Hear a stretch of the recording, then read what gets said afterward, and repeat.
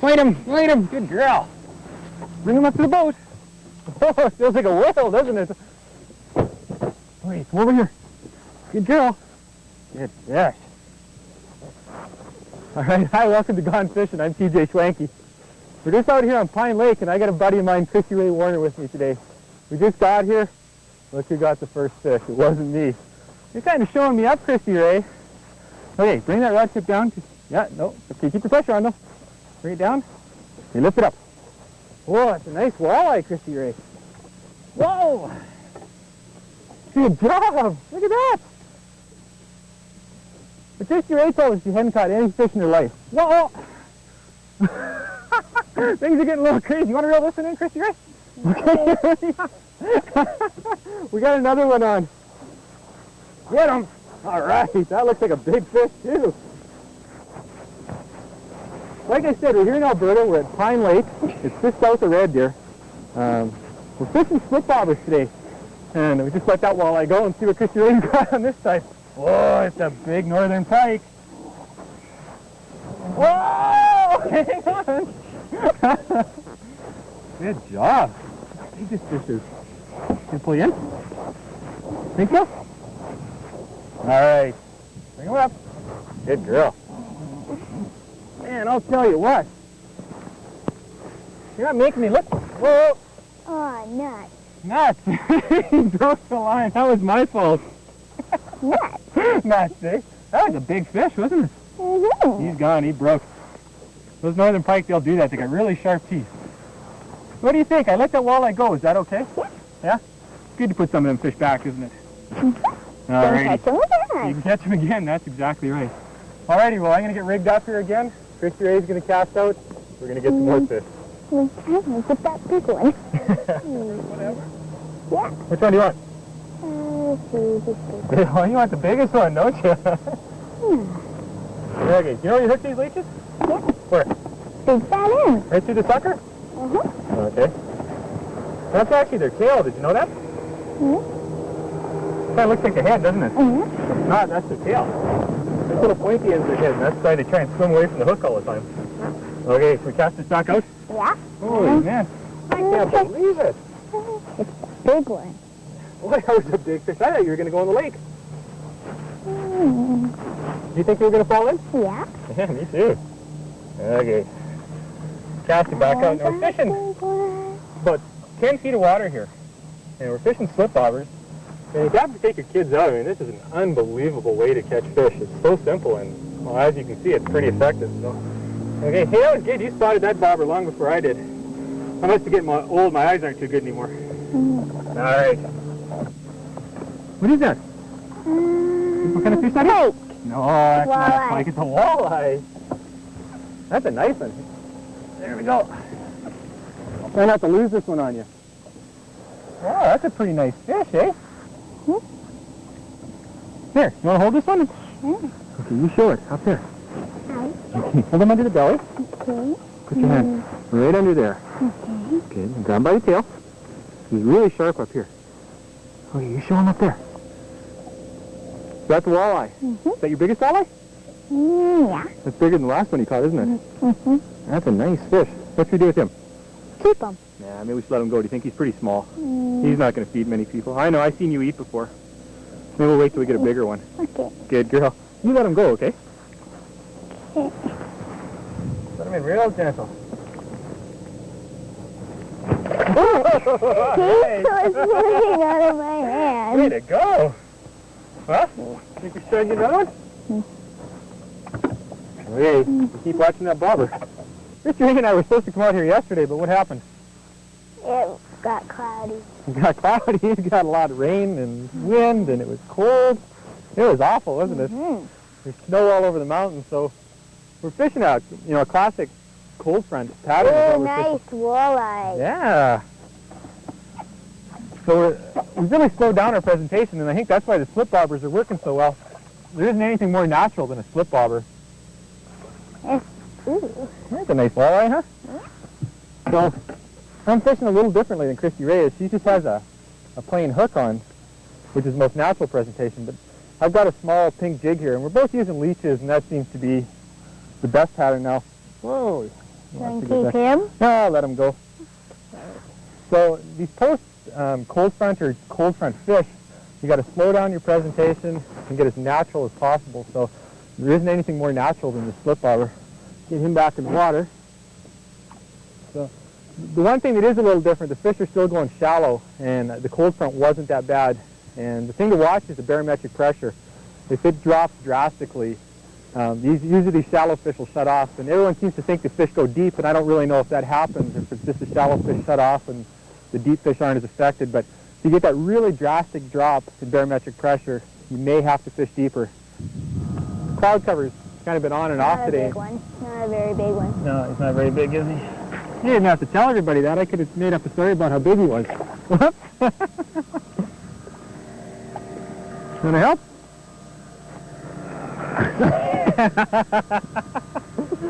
You got your face wet, didn't you? There we go. Now, as I was saying, with the water off my face here, we've been, it's been clouds kind of on and off all day. And it seems every time that the walleye bites is when the clouds come over. The thing about walleye is they have incredible eyesight. Now, it's not that it is good in darkness, but the thing is it adapts so quickly to light change. And the main forage in here is perch. I'm just going to get this one back. And perch have eyes that don't adapt very quickly. So what happens, it's bright, sunny, and then one of these clouds comes over. Their eyes don't adapt, so they're actually confused for a while, and easy pickings for the walleye. So you'll just notice every time a cloud comes over, the fishing really turns on. And then as soon as it gets sunny again, the fish will stop biting for a while. So we're fishing really shallow here, like we're 7 feet of water. In June, that's kind of a classic pattern. What are you doing? So that's kind of a classic pattern in June, is up on the shallow flats. And this is just a big 7-foot flat. And the walleye are just stacking here. Now, if they're a little more aggressive, it might be worthwhile running blades on a bottom bouncer or something like that. But since they're so negative because of the cold front, we're using these slip bobbers, and that seems to be doing the job. You got one there, don't you? I don't think so. Here it is. What the heck? Yeah, I couldn't see that bobber. Good job. Okay. Over here a little bit. Over close to the edge. Reeling. It's that light change is what does it. Okay. What do you got happening there? Whoa. Another walleye. You caught a lot of walleye today. How many's that now? 30. Oh, I think this might be the biggest one. Come, keep reeling. Keep reeling. Oh, that's a nice color this one is. Whoa, what a pretty fish.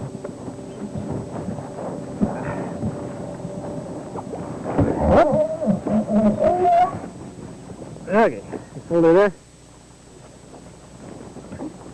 Look how pretty this one is here. Isn't that pretty? And heavy. Are you tired? You're huffing and puffing there? Wow, look at that. That is pretty. You know what? Going to keep him? No, I ain't gonna let him go, but I'm gonna get a picture of you with him. How's that sound? Just hold him on your belly. Okay, you hang on tight. I'm just gonna get my camera and we'll take a picture, okay? Okay. Put him down so I can see that big smile of yours. Well, things are kind of slowed down a little bit, isn't they, KR? You got a lot of fish earlier. Mm-hmm. You having some fun? Yep. Yeah. You like fishing? Yep. Pretty good to get kids out fishing, isn't it? Yep. You're just full of yups today, aren't you? No, it is really important to get kids out fishing. There's no doubt about it. Christy Ray's a good friend of mine, as are our parents. And I don't have any kids of my own, but I do think it's important that even if you don't, take someone's kids out who don't have a chance to go fishing. It's really important that they get that opportunity. You know, as the world's changing and there's a lot more emphasis on environmental concerns, it's important that the kids get out and experience these things. You know, if they're stuck in the city and never do get a chance to come out and experience nature firsthand, they don't really understand what's going on. And it's important to foster these values in them early. And we let those fish go today so far that we've caught. And that feels pretty good, doesn't it? Mm-hmm. What's going to happen with those fish? Think you might catch them again one day? Yeah? I think so too. Well, that's pretty good. So what kind of things do kids like to do when they come fishing? Sit in the boat and sleep. Sit in the boat and sleep. kind of boring sometimes, isn't it? Yeah, that's the problem with fishing. It can be a little bit boring. So it's important when you do plan your trips to plan them for the kids. Don't plan them for yourself. You know, you want to take that time for the kids, and you can only fish for 2 or 3 hours. That's fine if that's the attention span they have. Don't force them to do it. It's something you want to let grow naturally. And things are kind of slowed down here, so we might have to go grab some lunch soon, go have a hot chocolate, and then come back out later when the fish start biting again. Think so? Yeah. Probably around tonight they'll be out and we'll be able to catch them, and we'll probably catch that big walleye. Think so? Yeah. Alrighty, well why don't we head in and have a hot chocolate, and then we'll go fishing some more. Sounds good. Alright.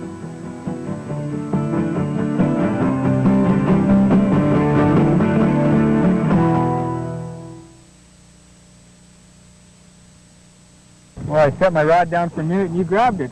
That's big. Well, not too big. Yeah, another one about the same size.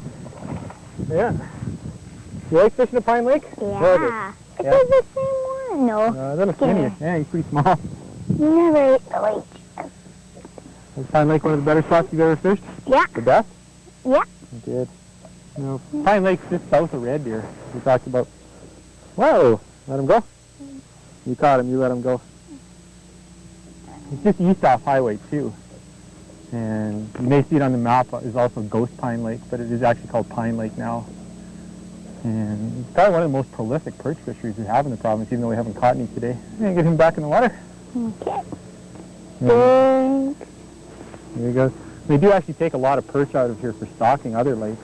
And the walleye do really well in here. You can see by all these small walleye, this is a great sign. It means that... What are you doing? Trying to let him Fish go. in your head. Fish here. Ouch. There you go. Ooh, that hurts. You want me to help you? Okay. He really wants to get back. How about I let this one go? Okay. Ouch. I got hit back. Yo. And all these walleye, all these little walleye, that's a good sign. It means that there's lots of babies in here and they're going to grow up to be big fish. Yeah. So. Big ones that I can eat. You like eating fish, don't you? Yeah. I'm not a seafood fan, but I am a fish. Where's your bobber? Look at that. Okay. Not real big, is he? He felt big, though. Look how good you got that hook set. Put it right in there. Well, he's pretty little. I think we better let him go, don't you think? Yeah. Okay. And like I told you, under the belly? That makes them, I don't know why, they just don't want to fight at all when you hold them under the belly like that. So just let them go right here on this side of the boat. Real nice and slow.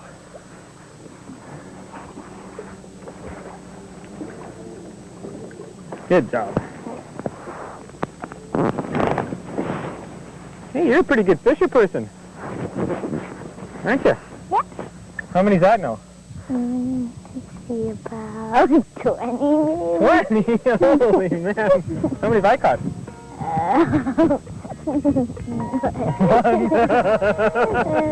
a couple.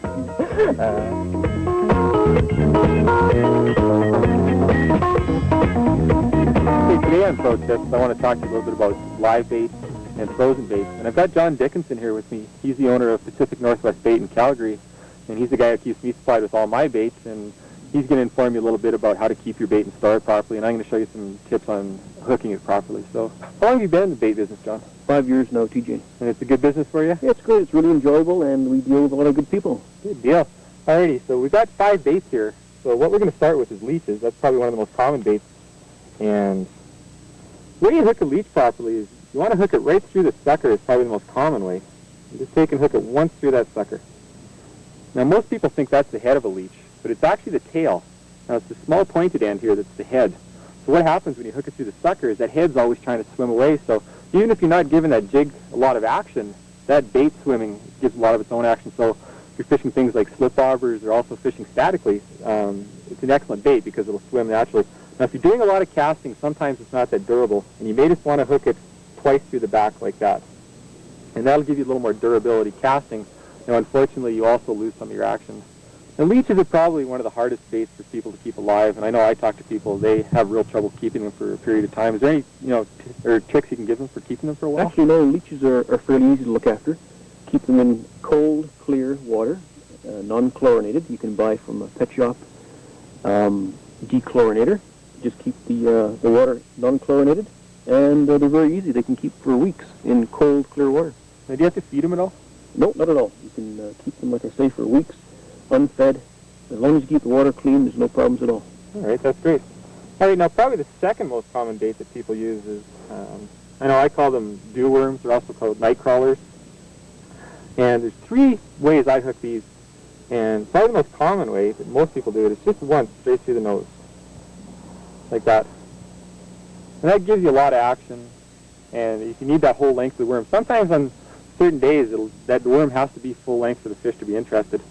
Now, if you're trolling or casting a lot, if you just take and insert it right in the point of the nose, you just kind of thread it up the hook shank. That'll make it a lot more durable. Now, you lose a little bit of length there, but you still get fair action. One thing I've started doing a lot, and it's taught me a lot more fish, is you actually fold that worm in half and come through from one side and right straight out the other side. Now, that gives you 2 tails hanging, and now you got double the action. And I've heard people say, well, that doesn't look very natural. Well, how natural is it to have a worm in a lake? What the fish are responding to is the smell. Now, worms smell incredibly good. And by perforating them twice with the hook like this, you're also doubling the area that the scent's coming out of. Now, what's the tricks on keeping worms? Keep them in fresh peat moss. Keep the peat moss just moist. Keep them as cool as you can, as close to 40 to 42 degrees. And keep the soil fresh. You can tell when the soil needs changing because it becomes rather coarse. A container like this will last for about 10 days. As soon as you see the soil or the peat moss becoming coarse, replace it with fresh peat moss, and that's all there is to it, really. You can also feed them cornmeal, oats, or bran. Very good. Okay, frozen minnows are probably a staple of fishing on the prairies and right across Canada. And the trick is to get nice fresh minnows like this. You don't want them all mushy. So the way I like to hook minnows is just take and hook them right up from the bottom lip and just drive it right through that bony part between the eyes. And that gives you the most natural presentation you can get. Now, after 4 or 5 casts, it's going to fly off, but minnows are cheap, and this, gives you really nice action. And if you're retrieving a jig or if you have it on a spinner or something, you do actually get a lot of wobble behind there. And that's the action you're looking for. You want to make this look alive. Now, most of the waters in Western Canada, you can't fish live minnows, so the whole trick is to make these frozen minnows look alive. Now, the second way I will hook them, if I'm fishing vertically, is just go below the backbone, like that, so they hang vertically. This is also a good way for ice fishing. So those are just a couple of the methods, but for open water fishing and casting, definitely go with that hook through the lips. Like I say, you'll lose a few, but they're cheap. Now, I know I do have a lot of trouble if you're freezing and refreezing your minnows all the time. They will go mushy on you, so is it best probably just to get fresh minnows every time you go out? It's probably best to get fresh minnows every time. There's really nothing you can do about that happening when you buy minnows, but like you say, they are inexpensive, and just buy a new tub. Yeah. For me. Now, bait is the cheapest part of your trip, so I mean, like for a couple or $3, it's worth it. Okay, you guys probably don't want to look at these too closely, but these are actually maggots, and what they are is a fly larva. They're quite small. Now, if you look at the one end, there's 2 little brown dots. I always say it looks like their eyes. I don't really think it is, but now there's a little flap of skin just below that. And you just want to just delicately hook them through that little flap. You don't want to go into them too deeply or they'll die. See how lively he is now? Now, it's actually important that those maggots stay alive under there, because when you're fishing for panfish or trout that eat maggots, they want something that is alive, and these are a really popular ice fishing bait right across the prairies. Now, you were saying that the color of these is actually affected by what they eat. That's right. The color of the maggot is reflected by what they eat. Let me show you here. The white maggots are generally raised on sole. The maggots that have the pinkish tinge are raised on salmon, and also they're raised on shark meat, which have a black tinge to them. They're all equally as effective. So that's what actually accounts for the color right in the body? That's right. That's amazing. The maggots, what's the best way to store those? Store them as close to about 40 degrees as you can, even colder if you can get it. Keep them in clean oak shavings. That's about it. Very simple to look after. All right. Now, the last thing we have here is mealworms, and these are also larvae. And you're saying they're the larvae of a beetle. A beetle. Okay. Now, these are angling-sized larvae. You can get them bigger or smaller, these mealworms. Now, they have quite a hard casing on their back, and you don't want to try and hook them through there. You'll kill them. Now, if you flip them over to their belly, they're quite soft. And you just kind of go between the segmentations. Same thing, just thread it up the hook and just pop it right out. Now, these are excellent bait on perch ice fishing. That's one of my favorite places to use them. And again, pretty well same thing with these as the maggots for storing. keep your mealworms in oak shavings, clean oak shavings. You can put in a slice of apple peel or a slice of potato, and that'll keep them for weeks. The maggots and mealworms are very easy to look after. Keep them about between 50 and 60 degrees. Okay, John, I'd really like to thank you for all this. You're very welcome, TJ. I'm sure that people found this most interesting.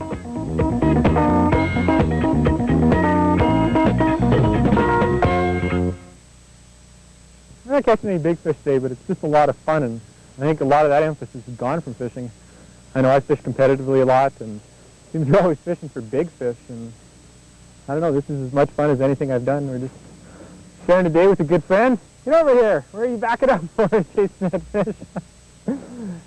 And if you haven't had a chance to take, your own child or someone else's out fishing, make sure you do. It's something you have to do, and it doesn't matter where you go or how big a fish or how many fish you catch. It's just the fact of getting out, instilling some values in them, and showing them a good time, and catching some fish. Whoa, there's another one of them gold ones there.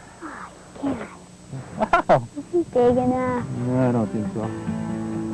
See. Can I measure him too? The walleye? What?